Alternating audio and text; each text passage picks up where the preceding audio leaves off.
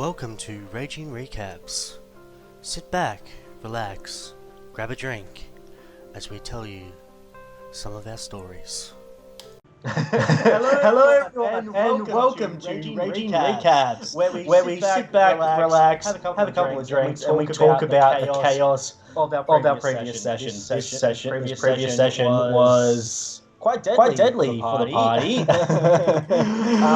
First, couple of quick announcements. Once we hit 150 followers here on Twitch, we will be having another giveaway. Follow us on our socials to see what that awesome goodness will be.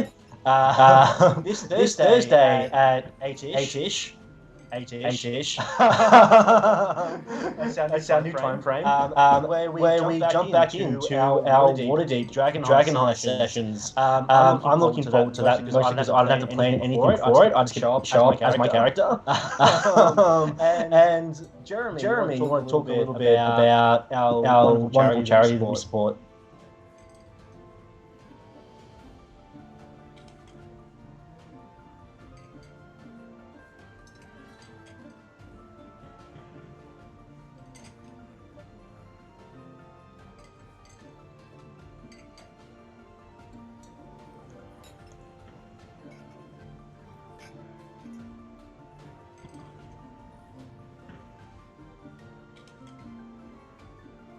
Fantastic. And I would also like to mention that any money that we will be making from our streams, we'll be donating a portion of that to support Beyond Blue as well. But with that being said, why don't we jump into the chaos that was last session? Starting with Threenale, how did you feel with what happened, how everything went down?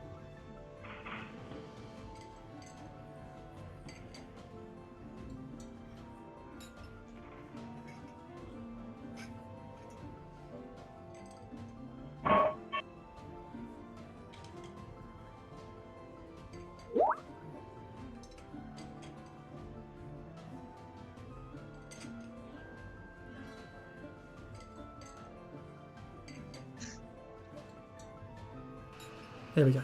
No, we can hear you. Yeah, you guys can. My mic was muted on the stream. I apologise, everyone. What I was saying was that if I look at part one, it's how we figured out what our characters were, how we sort of gelled as a group in this three-part one-shot. Part two was definitely around exploring the house, uncovering the real objective. And then part three was just an absolute free-for-all, get the hell out of here as quickly as possible. I thought it was really cool. I thought it was a lot of fun. No shortage of dice rolls in this one, that's for sure.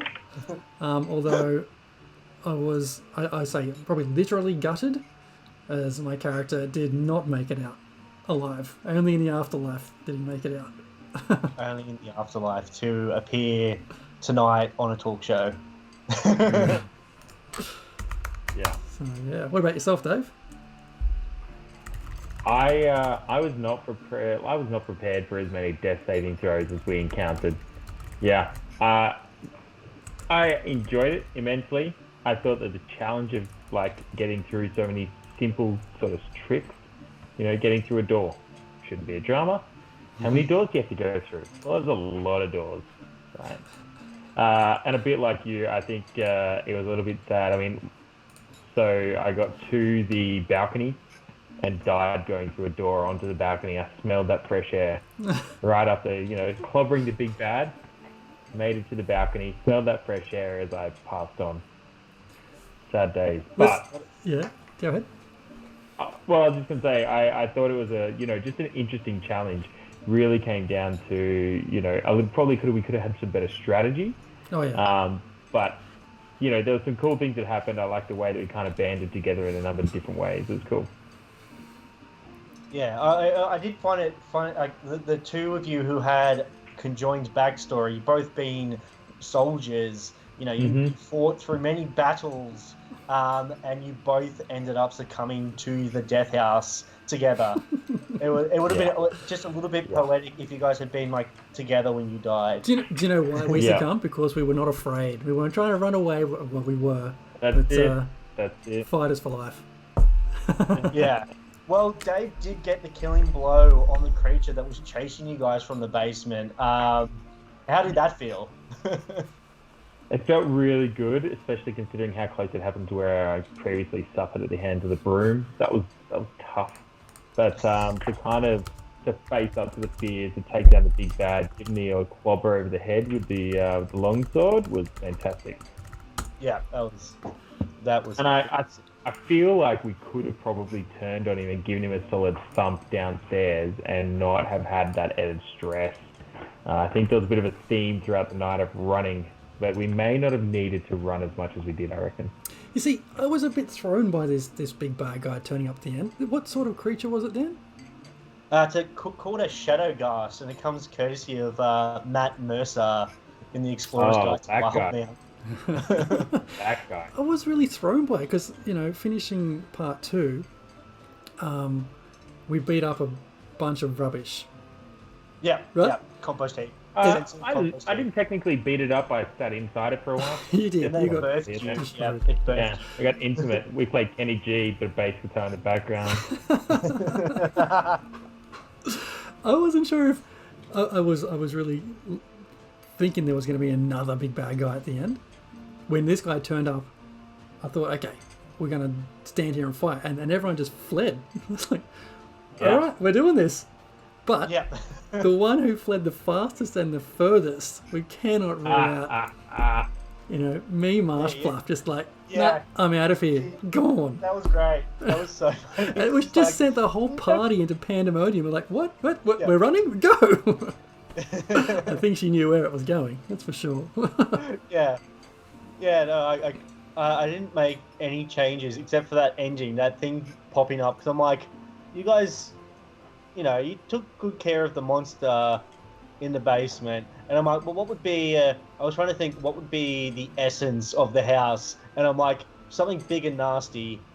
So I was like, this is just the house's way of just being like, fuck you guys, I'm going to kill you and keep you there forever. I'm just saying, the house had plenty of fuck you, I'm going to kill you without that cool. Just saying.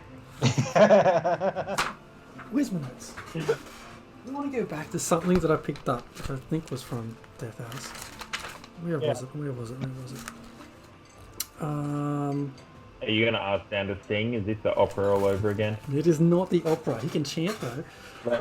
The guys in the basement, was there 6 or 7 masked, hooded guys in the basement, right? 13. 13. Okay, let's go with 13. All chanting, he's ancient, he's the land. Yep. This is referring to the pile of rubbish? No. Or the shadow ghast? No, it was tied into the letter that you guys found in the secret room. The letter from Strahd. I wonder if we had have uncovered more secrets in the house, that chant might have made more sense. Well, we'll never know. You mean maybe if we had explored more than 3 rooms on our entire journey through? If we had have explored more than 3 half rooms. Of the dungeon. If we had have explored more than 3 rooms, that would have taken us, an 8-part one-shot. Don't you reckon? No, it wouldn't have taken you guys that long. Like, three's good. Three and done is good. Like, I would have been able to work it. It was just like depending on how you guys did through, the different sessions and stuff. Like session 2, you guys skipped most of the dungeon, went straight into the big bad fight. Awesome. And then I was like, okay, cool. Now they can explore. They can try and explore on the way out, or they're all gonna run. I could throw this thing at them, and they could be like, "No, not taking that. I'm gonna fight it," and then you guys take it out in like 2 rounds. But yeah. You know what you should have done? You should have just had more pits for us to jump over. Oh man! Right? Because let's be honest, that was the MVP. That pit. Pit. Like, it was so funny because session 2 you guys had trouble with the pit, and then this session is like you're running, scrambling, and you're all just like jumping over the pit, not falling in, and then KO plenty. Oh my god. The KO fell in, and then I thought I was being clever and going around the corner. I was going to wait and ambush this shadow ghast, only to see Why? everyone What else. brings to mind? Everyone else buggered off. I thought, okay. They were baiting him. You were in, mate. You were just So I thought it'd be a good idea. blindsiding. I thought it'd be a good idea then to set up a trap for him, right? We're always finding traps for us, or we get by accident. I thought I'd try and trap this guy, and then I ended up falling over my own bloody trap and fell into the pit. And that was having 50 hit points, a maximum of 50 hit points. That was the beginning of the end. I think those spikes took like 24 hit points off me or something. Yeah, shit. you took the most damage out of anyone on that spike hit. Yeah, it's like the spikes rolled a nat 20 or something. Yeah. And how did you guys think Robin went playing KO? Did he do it justice? I think he did better than do it justice. I think he did just a good job of it.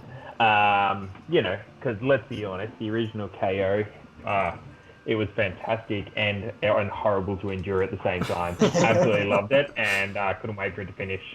So, no, it was good. It was good. I love the idea that KO kept coming back in various ways after he kept dying, and then the teeth fell out and all that. Like, just loved it. And I loved Rod's versatility to keep going with it each week. It was fantastic. Yeah. And I think that that's like one of the really cool things. It's not about hitting the big bad hard or doing something cool, but like that versatility of playing through, and the changing the voice and changing the backstory on the fly and adapting it as you go. I love the idea of that being part of the story that's planned out. I think it's very cool, and then the idea that he just kept going with it. Yeah, I completely. Full credit to Rod for pivoting not just the voice but also a complete race change as well, right? And then like figuring out on the fly, adjusting character sheets, figuring it out, and then just moving on and doing it like 2 or 3 times. Yeah, 2 times. Yeah, went from kobold to gnome, from gnome to Lightfoot halfling. It's fantastic. Yeah. And then DM of Doom subbing in. I think he did a fantastic job. I really enjoyed it. I did like that he was the first one to get out of the house. Yes. Yeah. He felt a little bit guided in that endeavor to. You see a wall. Maybe you feel like you want to attack the wall. But otherwise, we're never getting out of it, though. Let's be honest. Yeah, it was like a little helpful DM hint being like, hey guys, like the door might be closed over, but doesn't mean you can't try and bust your way through, sort of thing. Yeah, absolutely. Yeah. Do you think? Question for everyone. The fact that we started part 3 with the Shadowghast appearing, and then just the frantic escape, which led to the party splitting, impacted the ability to roleplay to a degree?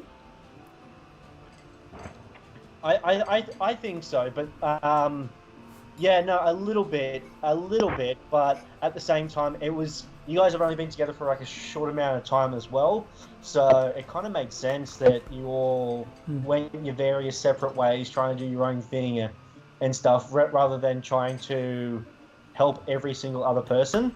Like KO, for instance, being like, oh, I'm not going to help. I think it was Mark Jorgen that was in the pit. And then he's like, I'm just going to jump over the pit, someone else will get him. And then he fell in the pit. That was... I think like the little things like that, kind of make up for the lack of role-playing. I don't know, what do you think, Dave? Yeah, look, I think we definitely missed the in-between character interactions, the sort of things that we'd normally like, Jack yelling out to Uthrin about, hey, do you remember that time when? Definitely reduced, sadly. But I feel like that was part of the role play, the fact that a couple of people took off. Like me had been playing that way to the whole game. Even when we had the big bad versus the rubbish pile, took off out the back to see if you could find another way to attack at distance. That sort of stuff continued into this game, and that was the role play. And, that's just a different way of doing it. Yeah, I agree. We missed some of that, I guess, I say story for lack of a better term, but the interaction roleplay, but there still was opportunity to roleplay. What would guy do in the situation? Which is why I wanted my character to go to the first door he could see at the bottom of the stairs there, because he was panicking, and then just get basically decapitated twice. Yep. Yep. That was That's a sad way to go. But, you know, these things do happen in D&D. They really do. It does. And they don't call it Death House because it's all sunshines and unicorns and rainbows. What? Are you sure? Yeah, No, sure. pretty sure. I mean, let's be honest. If a little bit of water hit those sides, constantly swinging through, I'm sure a little bit of rainbows would have come up. Oh yeah, definitely. Just be thankful. I saw on a group today, this person had modded Death House so that the baby Walter had fused with all these bones and stuff from the waste heap and become this giant juggernaut type thing, and he was getting it ready to fight these players, and I was like, that's too far, dude. Yeah. Yeah, no one's coming out of that alive. Yeah. I do think we missed the lack of exploring. I feel like there could have been a totally different story if we'd done that bottom dungeon, like the bottom level a bit better, found the extra, trapdoor that we'd found inside the doll's house, and those sort of things I think could have added to it a little bit more. So I was a bit sad that we missed out on a bit of that. Yeah. Yeah, do you want to know where the trapdoor led? Yeah. Into the first level in the den, one space over from the main hall that goes outside. But we still needed a tabaxi to charge through 3 layers of barricades to get out there, right? You could have just broken through the door. Cannonball. Yeah, we broken through the door, right? Broken through the wall. Yeah. It worked for KO. We'll never find But it. that's tabaxi. Like that Jorgen friggin' double nat 20s as it gets through the door. That was insane. Beautiful. That was like perfect way to end it. And here's the thing, right? It was so powerful it knocked me off the stream for about 2 minutes. Yes. What? Yeah.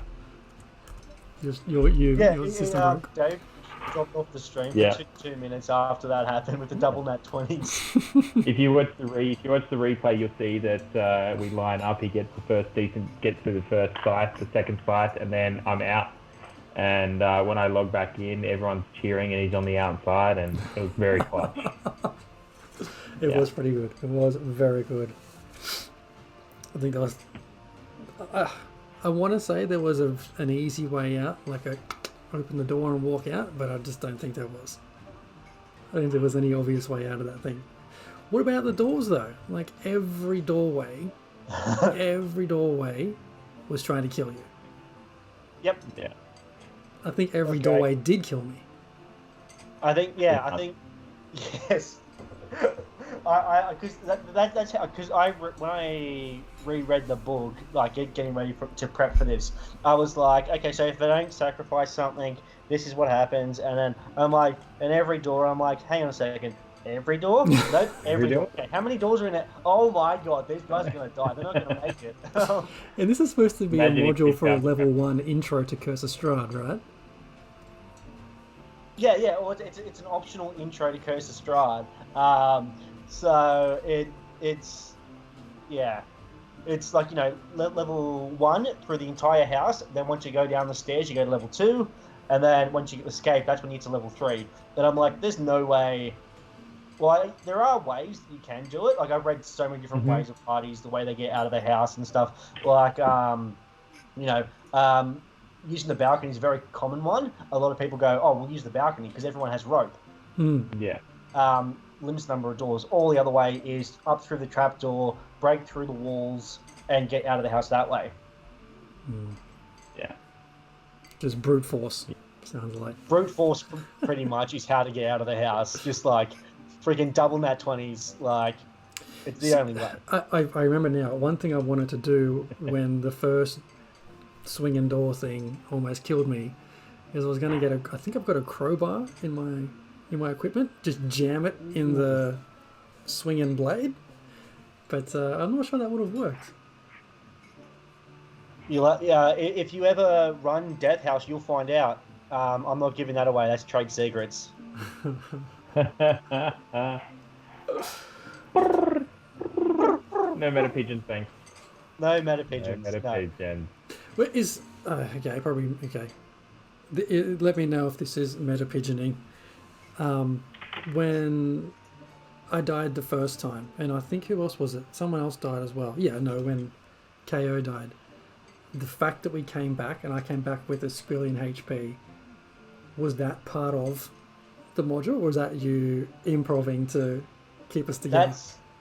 That was to tie into potentially, if you guys decide that, hey, we wouldn't mind doing Curse of Strahd, those who survive, I would have had ways. But when the house said no one will leave here alive, it meant it. So that's why you guys unfortunately weren't able to be brought back by anything else outside. Gotcha. Yeah. Okay. Yeah. Unfortunately, yeah. No. Where did all the smoke come from? What started the fire? Because we were... No, okay.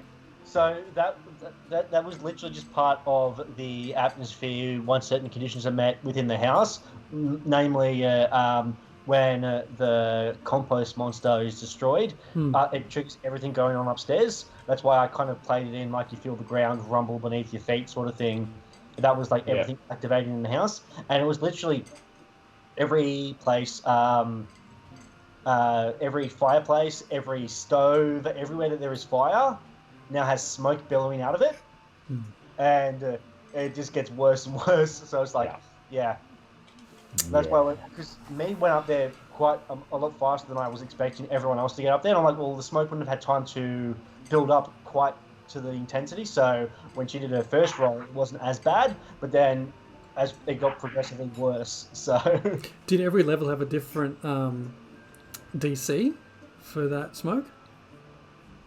To start off with, it did a little bit, but then I always had one flat DC for the entire place because you guys were in there for, like, we were in initiative for that entire session. So what was that, like 20 rounds? So it's only a couple of minutes had gone by, but that all of that had happened in just a couple of minutes. Yeah. So thinking about group composition for a second, we had a couple of fighters in there. Yep. Wait, I was a fighter. What were you, Trin? What were you playing as Jet? Yeah. You a fighter as well, the soldier background. Yeah. Yep. What else did we have? We had Bam Bam was initially a rogue, right? Is that correct? He stayed a rogue. Yeah, he was always a rogue. He was still a rogue. Yeah. Kept a rogue. Yeah. What was me? What was Izzy's character? Sorcerer? Sorcerer. That's right. She had the wild sorcerer, wild magic going on. And who was that? Yeah, Jorgen was a Tabaxi. Tabaxi. Yeah, Tabaxi Barbarian. Yeah. Tabaxi Barb. What were we missing? What would have made our life much easier? Like a cleric or a healer or what? Yes. Do you reckon? I think Dan was calling it before we even started the whole one-shot. Yeah, just an entire party of healers. You guys would have been fine, probably. Yeah. I love that. And I prompted you guys to be like, hey guys, is anyone going healer? You're like, no. And I'm like, cool. You know You what? guys know it's called Death House. Yeah. Just because I think everyone thought that someone else would be it. Yeah. Yeah. No, it worked out well. It did work out well. You guys did get pretty far. Like, I think everyone except for Jack made it down to the first level. Everyone what, sorry? Everyone but Jack made it down to the first floor.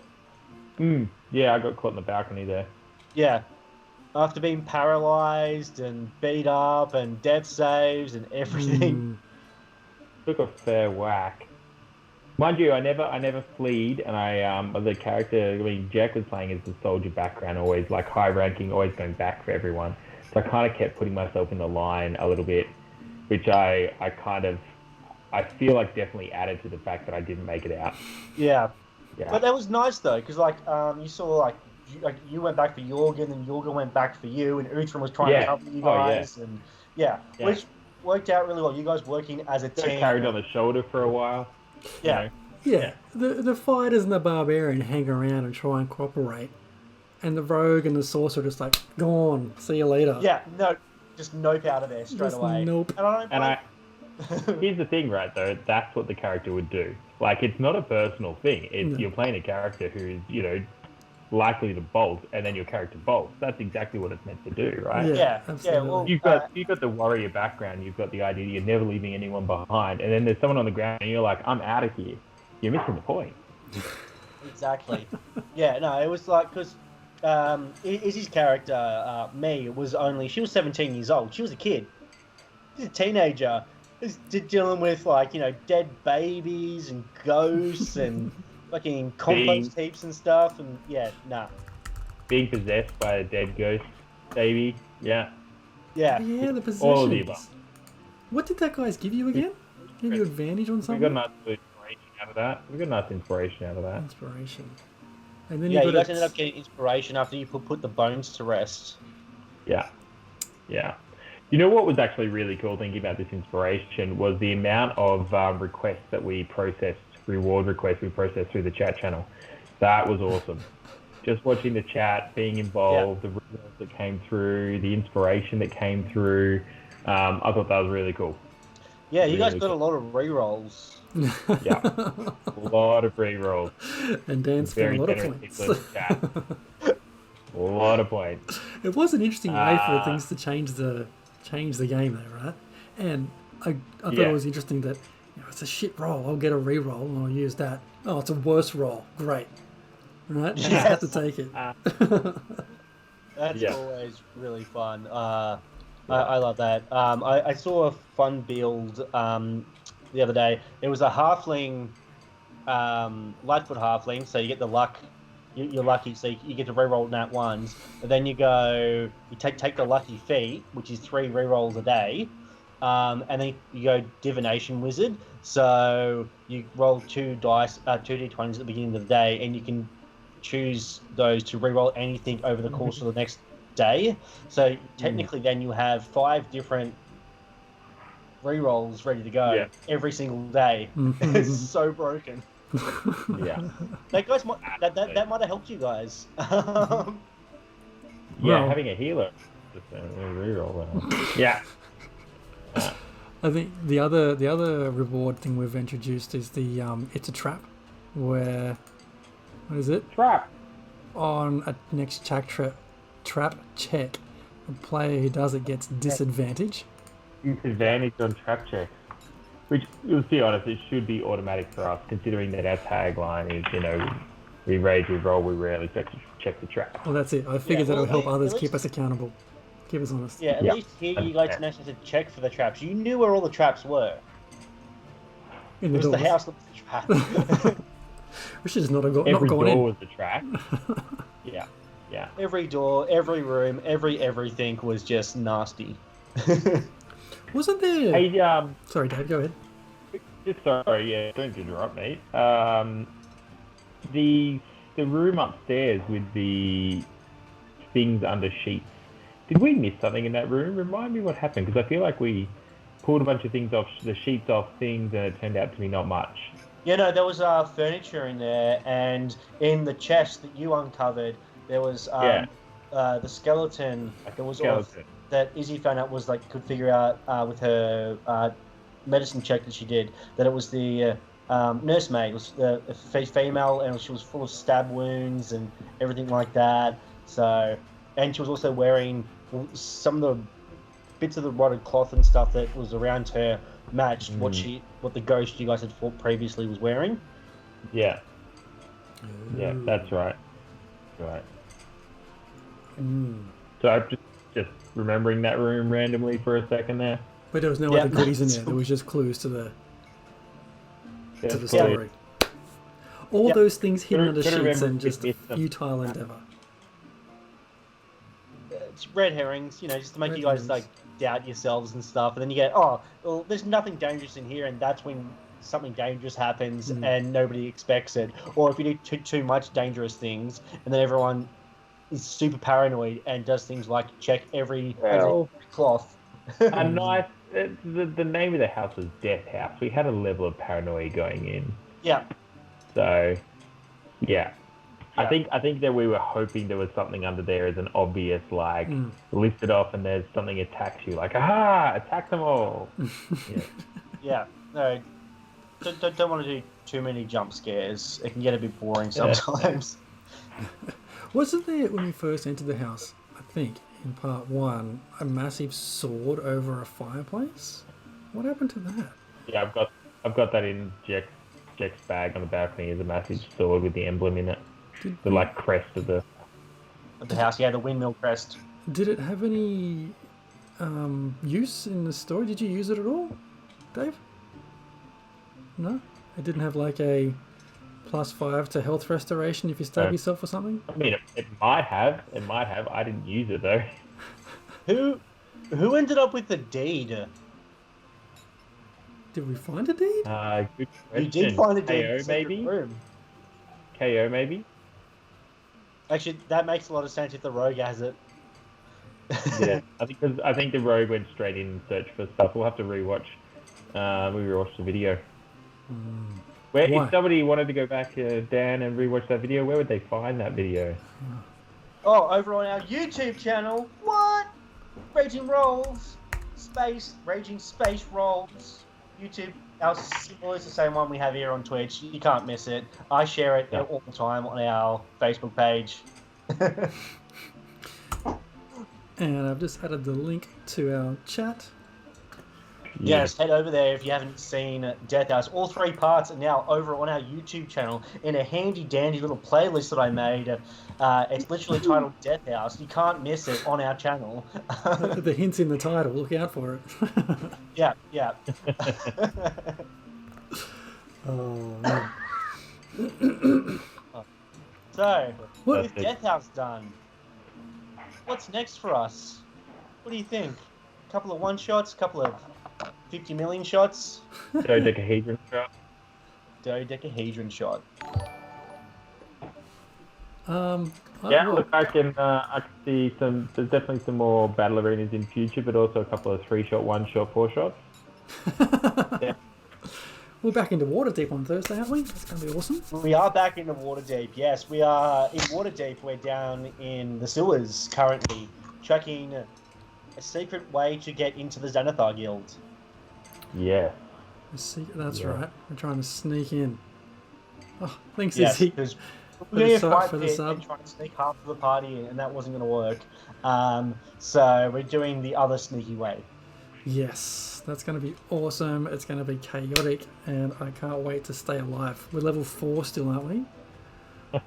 Come on. I think Robin is holding off Waterdeep dropping to level 5 because there's a certain wizard in there who's desperate to fireball things. Absolutely desperate to fireball all the fireballs. Yeah. I'm just looking get through this door. I'd like to fireball. Yeah. Well, you'll get that, and then Red Helm gets Revivify, so I can bring people back from death. So that'll be super handy. I just need to get a diamond worth 300 gold pieces. Super easy. Fine. Have you got any gold? Surely one or something will have that. I spent all my gold on a fucking fancy-ass cloak. That's right. We got... But I didn't speak with Claymore because I think Claymore has party funds. Yeah, Claymore. Cooking the books, old Claymore. He's got a driving like a pretty strong carrot trade program going on, I believe. Surely after all this time, he will have had some solid trade routes for all those carrots we've been pushing through the Waterdeep tavern that we have. I know. We should have some gold, which, you know. I've completely forgotten the whole carrot fiasco. Remind me, what happened? One of my side quests that we did, we went out and we took care of the scarecrows, and we haggled the poor farmer who had literally nothing and a failing marriage. We haggled him into giving us a trade route with a trade pact with his one thing that he had, which was carrots. Unfortunately, after we got the carrots from him, as it's the first thing that we've got coming into our tavern, so that we can start making stew. We didn't get anything else for the stew, just carrots. So it's more of a carrot soup or a carrot broth. But directly after that, I believe Rowdy Rod got a little bit rowdy and persuaded the farmer to try this amazing aphrodisiac that he had, which happened to be rotting pumpkin, and encouraged him to give that a run and then go and, revive his marriage. Yeah. It was a very, very interesting night. That was. I think, was that the same night that you were prison pocketed up the Goliath? What? No, that was a previous session when I visited the deep, deep crevices of certain Goliath. Yeah. Yes. I feel like someone I should would go definitely and... fireball should I ever end up there again. I feel like we should at one point go revisit the carrot guy just to make sure supplies are okay and see how his marriage is going. He's just turned like yellow from all the carrots that he's eaten. Yeah, and hollow. Yeah. And hollow. Are we prepared? I'm looking forward to it, mostly because I get to take a bit of a break now from worrying about DMing stuff for a bit. I can just play as Red Helm, get into his character, and not have to have the back of my mind plan this for you guys, make sure that this happens and stuff, and yeah. How long, like, given that, Yeah. just talking about Death House and planning as a DM and stuff, the 3-part one-shot, using a module, how much extra time did you have to invest into that for planning and prep?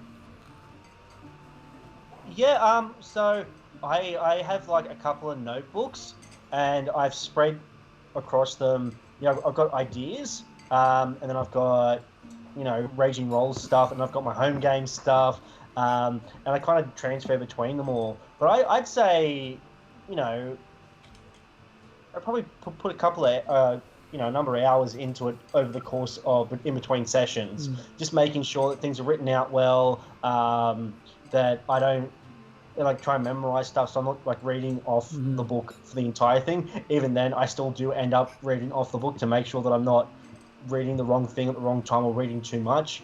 And then the rest of it is improv, reacting to what you guys are doing, given the situations that I throw at you. Right. But yeah, no, it's a little bit of extra stuff, and it does. I dream D&D sometimes. D&D is life, right? D&D's life. Oh, sure. Love because I did acquire the Dungeon Master's Guide the other day, and I thought, Hell yeah, man. See how that goes. There's something fun planned for us? Like yourself, I do have a notebook here. We're starting to fill up with some ideas. It's actually, I'm thinking of a one-shot I'm going to run for everyone, which is based off an Amazing Tales session I ran for the kids. Just going to level that up a little bit and see how it goes. Love it. DM Jazzy Jazz running the one shot of Amazing Tales for big people. Love it. We could do an Amazing Tales style. That'd be pretty hilarious, actually. Yeah, that. As long as there was going to be a unicorn that has a special ability to jump high, that's going to be problematic. Jump high. Yes. Jump high and run fast, as my 4-year-old likes to do. I go underneath the bad guy and use my special ability. That would work. So yeah. Twitch channel. We've got the adult filter on our channel. There's that, and the next thing I want to get the monster manual. But I've got Volos, and I feel like that's got enough monster junk in it to get me started. Love it. I'd say Monster Manual is good because it's got other stuff if you want to make alterations and stuff to the monsters.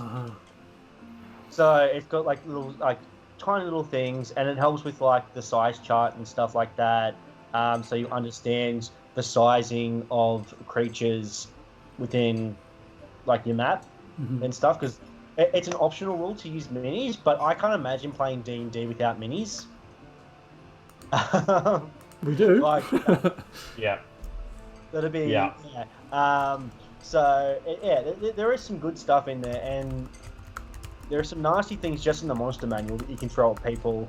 But then you've got some disgusting things. My favorite in D&D, my favorite monsters are the zombies, because there's so many different types of zombies and zombie kin in D&D. This is the whole undead fun stuff. One of my favorite is actually in the Volo's Guide to Everything. I don't know if you've read the whole thing yet, Jez. I skim. No. I sort of flick back and forth and have a browse Yeah. around. It's just me who sits here and reads all of the freaking modules. I want to. I just haven't had the time yet. Like, there's a Yeah. lot of content there. I'm trying to read the Wildmount one, and it's Yeah. like it's a bit like an encyclopedia.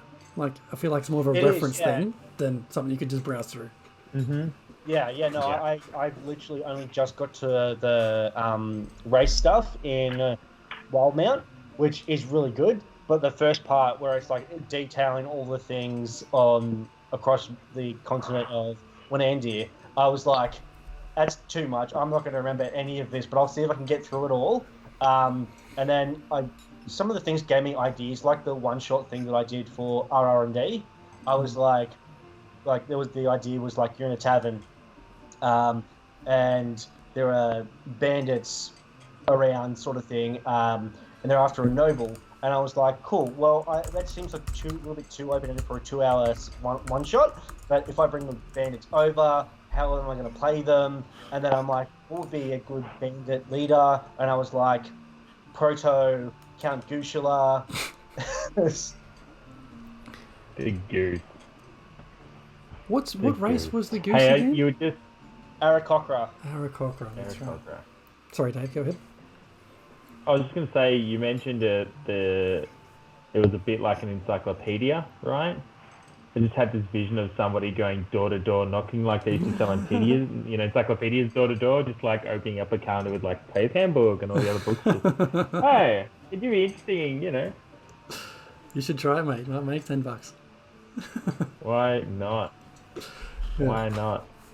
That's a pretty low margin to beat Amazon these days, though, just saying. It is pretty low. So, we're heading back into Waterdeep Yeah. on Thursday. Yeah. We're heading to take out... Here's what I struggle with Waterdeep. Xanathar and the Xanthari. Zentharum, yeah. Xantharum. There's Zentarum, so- sorry. They just sound too similar. Zentarum. Xantarum. Yeah. Is that with a Z or an X? Zed. Z. They sound the same when you guys all say it. I'm like, what the hell are we talking about now? So we're going to infiltrate Zen. I put the spelling of it in the Twitch chat so you can see it. Oh yeah, written down, it's wildly different. Yeah? Yeah. And then you got Xanathar. Yeah, it's... But they... Yeah. Okay, so we're heading into Xanathar's. Yeah. Well, like, yeah. His hunting grounds sort of thing, yeah. The spy network. The spy network. Cool, that's going to be exciting. I'm pumped. Feels like we're going to be straight into stealthing all over the shop. Yes. Our stealth did not go so well last time, and everyone got shot. I freaking Robin got a nat 20 on me. It took me like half my hit points straight away, and I was like, motherfuck. Yeah. Like, He Team of Doom living up to his name, right? Straight back into it. yeah. I'm just curious. I'm hoping we're going to be able to survive Waterdeep at level 4, because we've still got, like, as Robin said, like 9 or 10 sessions to go. Yeah. At this current rate. Well, because we still have to find because we have the stone, but we need to find those 3 eyes. We know where one of them is. We don't know where the rest of them are. Yeah. God damn I'm it. also very much of the mind of the guy who's helping us to get into the Xanathar's guild. He says he wants a cut of treasures and stuff. I don't know. The treasure that he wants is the Mage Hand staff. He wants a staff so he can cast Mage Hands. Yeah. Oh yeah, that's right. That's right. It was an interesting thing. I thought that there was more to it when he was chatting to us. I was sure there was more to it. Yeah, no, And there it was, Mage Hand. Mage Hand, yeah. There was no shortage of interrogation on that one. We're like, surely there's something more. What else does it do? No, And what else? just something super simple. It just reminds me of some of those strangest side missions that you happen in Skyrim. Oh yeah, it very much reminds me of that. Let's not get too deep into Skyrim, otherwise this is going to turn into a 7-hour discussion. Small discussion. Yeah, no. Yeah. I'll just compare it to that. But anyway, Waterdeep. Yeah. Zim, your brother, Dave, your brother is asleep. He is very, very much in a deep sleep. So Zim is always been very competitive, growing up, small family, him and his brother always trying to be the best. And then Zim's brother, critical fail on a sleep spell and has fallen into this unbreakable sleep. And so Zim's had to venture out from living in the forest gnomes to out into the big bad world and find out what's going on. And we've the backstory's been played out a little bit, a couple of one-shots on the side with the DM of Doom himself to try and flesh that out in the background. And it's slowly creeping in, but I'm very keen to kind of get to a point where that might get finished off as part of the Waterdeep session. Yeah, that would be really... Yeah, I'm hoping Robin's able to, with our help, of course, try and tie some of the stuff in to Waterdeep, because Waterdeep has a definite end. So you don't want anything. You want everything tied up with a nice bow. Otherwise, there's unanswered questions and stuff like that. Like with Ren searching for her mentor's possible killers, if I remember correctly. Yeah, that's right. There's a lot to Ren's backstory, and I'm as a character playing it close to the chest for now. But yes, trying to find. Just out of curiosity, did Ren steal this backstory from somewhere, or no, mate? Probably. Just all here. Why? Does it sound familiar? Because if it does, it was by accident. No, because Ren's a klepto, mate. Oh right, the theft, the thieving thing. I get it. Layers. It's lost on me. Yeah, no, she's trying to find the group of, I want to say orcs, could be wrong, that she believes is responsible for killing her father figure, because now she's alone. And that kind of sucks for her, even though that's why she's a bit of a loner now and doesn't want to really get along with people or branch out. Does have a puppy though. Does have a cute little killer puppy. I might have to just whistle for it and bring it over. What's puppy's name? I've forgotten puppy's name. Mist. It's been out of action for a while. Mist. It has been out of action for a while because Ren is not very good at caring for animals and remembering they exist. I'll have to put a post-it note around my screen saying you've got a dog. You need a physical token. You need a physical token on the desk for you to remember. I really do. It's something else to go on your streaming desk there, mate. Oh my god. I was going to put actually on the stream little indicators for when someone redeems a re-roll or a disadvantage, just so we don't forget. Yep. As and when time permits. Love it. Maybe while working tomorrow. Get it happening. Working hard. Yeah, of course. And tell us about your backstory again, Red. Red's got San as his alter ego and got this, interesting dynamic of the two people kind of existing in the same world, and people are kind of know about it, and then they kind of never really brought it out. But then in the recent session, you kind of brought it up a little bit more and spoke about it for us. Yeah. So pretty much. Both Red Helm and Jason, the flamboyant Jason you guys have met, wasn't the actual Jason. That was his kind of alter egos and stuff to try and separate Red Helm from himself, from Jason, so that people wouldn't be like, hey, I know who you are. But like a guy with a red hat. Yeah. That's why he doesn't wear red at all. But yeah, no, pretty much, yeah, he's come to Waterdeep to hide out, gain some power and stuff, and eventually go back and confront his father for taking out the elvish side of his family to gain their inheritance and lands and everything like that. Yeah. So family issues on your front, family issues on my front. It sounds like Dave's brother's a Disney princess. Yeah, I know. I was going to suggest. I think we should definitely have Beowulf kiss Dave's brother. No, you need the guy with the pumpkin Ren's juice. a girl, right? Yeah. Ren's a girl, right? So the brother's asleep. She can wake him with lunch and kiss. That's how it works. Hey, who said that it had to be a girl, buddy? That's why. My brother and I are both straight characters in this particular game. I reckon the Minotaur should give it a shot. Part of the backstory. Yeah. And we're having a full party again on Wednesday, potentially, it looks like, right? We've got On Thursday, yeah. on Thursday, Yeah, sorry. should be awesome. With the Yeah, that Minotaur would be really good. and The sleepy Minotaur. Saria. The Saria. Steves, Soraya, Soraya. Zim, Bear, Claymore, Ren, Zim, and Redhelm. I don't know about the rogue named Rogue. Main road. Wasn't it Janice? No, Janus was the bard for. He was Janus in Akink. Right. Yeah. Too many things to keep track Had of. some sweet stats too. Man, Janice had some sweet charisma. Oh He yeah, did. very, very much so. That Yeah. was awesome. I wonder if we'll ever get back to acquisitions. I think we're focusing. We're going to be focusing on I Waterdeep. think Waterdeep's going to take a solid punch on it to get it done. I think we're all really looking forward to the homebrew that's set up as well. Yeah, I really There's can't a wait. lot of character back chat happening. that is going to be awesome. Yeah. But here's my one big challenge to the whole crew for this Thursday night is to get our accents right.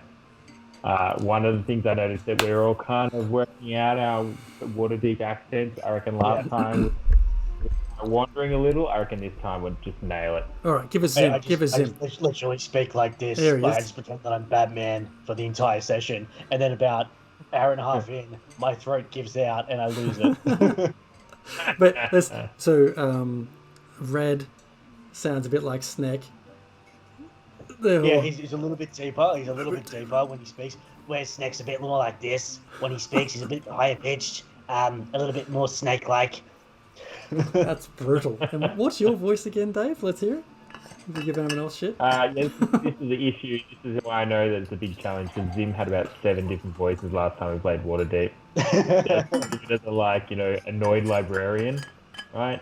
And then there was also some high English and a bit of Elven sounding, and Zim is not listening. So, yeah, I'm 100% guilty of not being able to keep a decent and standard accent going. So it's going to be one of the things I'll definitely work on for Thursday. Does anyone practice their accents offline? I will be. Considering how bad they went I up. usually just walk around the house yelling out, "I'm Batman." I can't wait for Red to say that in the game. I'm Batman. It'll happen. It'll happen. It'll happen. I cannot figure out how to sound like Red. Not a chance in hell can I make that happen. I'm just waiting. You've got a few days to work it out, mate. I'm waiting I for just need to Robin's talk like setup this. of a character that we're interrogating. Like, I swear I don't know, and I'm like, swear to me. Definitely. Yeah, I just voices stuff in. Yeah, I think it's good. It's hard. It's really hard. It really is. Especially It if really you're is. playing a character of the opposite gender. That's tough. You'll work it out. You do really well, and you're so awkward. It's so funny. It's great. Is that you, or is that Ren being awkward in the situation whenever anyone hits on her? It's me trying to think, what the hell should she do now? Jeremy thinks it's all very flattering. So, Yeah, you I know, was like, whew. fine. Yeah, no, it's hard. It's hard. What's his name? Robin does some awesome variety of accents, though. He does. They all sound quite British, a little bit dirty. Yeah. It's Oh, great. the friggin' Puzzle Master. Oh, that was great. Oh, That was a thing highlight. It's gonna haunt my nightmares forever. Mhm. do you remember the accent that he had for when one of the first sessions we ended up in the shop with all the pink things, the pink trinkets? Oh, yeah. Yeah, that was another classic one. And then the one for the NPC that we found where we came up out of the dungeon and into the beer, the back beer brewer. Yeah. That was a very, very tough negotiation that we ran on that poor bloke for trying to get beers and get us out for free. I really don't think that NPC was ever supposed to exist. No, I think that was just from player shitfuckery, as I call it. Like always. It's just like, if you pop up in the basement of a tavern, you're gonna need a drink. Yeah, for sure. Yeah. Yeah. Well, on that note, I think that's going to conclude tonight's session of Raging Recaps. Thank you, everyone, for joining us for... It's great. I love Raging Recaps. We have a lot of fun, and I like talking D&D all the time. I think we'll have to evolve the structure of it. I'm really thinking we talk about... Because the way we've done it the last few times is like talk about previous game, we talk about DMing stuff, and then we talk about next game. And I think that's a great structure to try and work with. Yeah, no, that works really well. I'll have to actually come up with better questions. We'll get questions from the community we're building. Join us on Discord, everyone. Hit us up on our socials. If you have any questions, post them to us on our socials, and we'll definitely do our best to answer them next time. And let's be...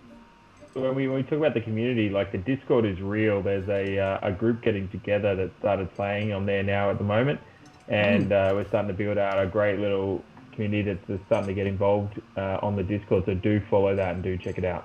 Actually, I know extra shout out for that, because I think shout out to Rod for running the what do you call it? Rolls and Dragons. Rolls and Dragons. RRD. Which he saw some people who wanted to get into D&D. He taught them how to do it, and those people have now found a few more and are currently running their session 0 inside our Discord. It's awesome to see that kind of stuff happen. It really is. I know, it's fantastic. It's so cool. Although, it's D&D, it's very... And look, that's going to grow. That's going to continue. People saying, I'm playing D&D. I'm like, I want to play D&D, but I'm like, well, I'm on this as well, so I can't do both at the same time, or can I? It's 24 hours in a day. Every one of them's usable. Exactly. D&D, non-stop, 24/7. There we go. Yeah. All right, we should let everyone get back into the day. Yes, okay, yes. That being said, catch us this Thursday at 8-ish p.m. Australian Eastern Standard Time when we jump back into Waterdeep Dragon Heist, hosted by our wonderful DM of Doom. I call him wonderful because I don't want to die. But, he's open to bribery and flattery. Yeah, exactly. Don't forget to like, share, and subscribe our videos all over the socials. Let everyone know what we're up to. We'll let you all know what we're up to. As always, don't forget to be excellent to one another, and we'll see you guys next time. Take it easy. See you, legend.